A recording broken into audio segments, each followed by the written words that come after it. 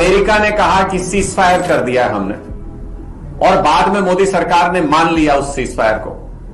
America ने कहा कि भारत जीरो टैरिफ पर राजी हो गया है, और बाद में मोदी जी ने भी मान लिया कि ठीक है जी, जीरो टैरिफ लेंगे, ट्रंप साहब ने कहा है। ट्रंप साहब ने कहा कि भारत के बाजार अमेरिका के कृषि उत्पादों के लिए खोल दिए गए हैं, और फिर बाद में मोदी सरकार ने भी मान लिया कि हां जी ठीक है, हमने कृषि उत्पादों के लिए भी बाजार खोल दिया है। ट्रंप साहब ने कहा कि रूस से कोई तेल भारत अब नहीं खरीदेगा, फिर मोदी सरकार ने मान लिया उस बात को कि हां ठीक है जी, हम रूस से तेल नहीं खरीदेंगे।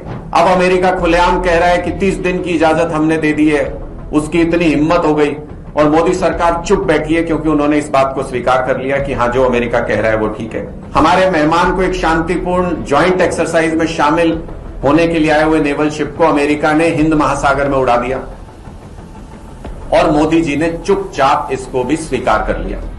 मोदी सरकार ने कहा कि दाम नहीं बढ़ेंगे, 60 रुपए दाम बढ़ा दिए गए, और मोदी सरकार ने चुप्पी साध रखी है, इसके ऊपर कोई बयान नहीं आया। इसका मतलब इन बढ़े हुए दाम को भी स्वीकार कर लिया।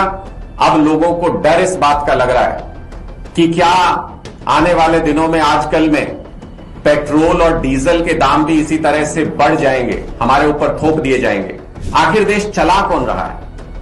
इतने डरे हुए क्यों हैं मोदी जी कि अगर हमें ये दाम घटाने की मांग करनी है तो मोदी जी से करें, या सीधे ट्रंप साहब से ही रिक्वेस्ट करें कि दाम घटा दीजिए, पेट्रोल डीजल गैस के दाम मत बढ़ाइए देश के अंदर।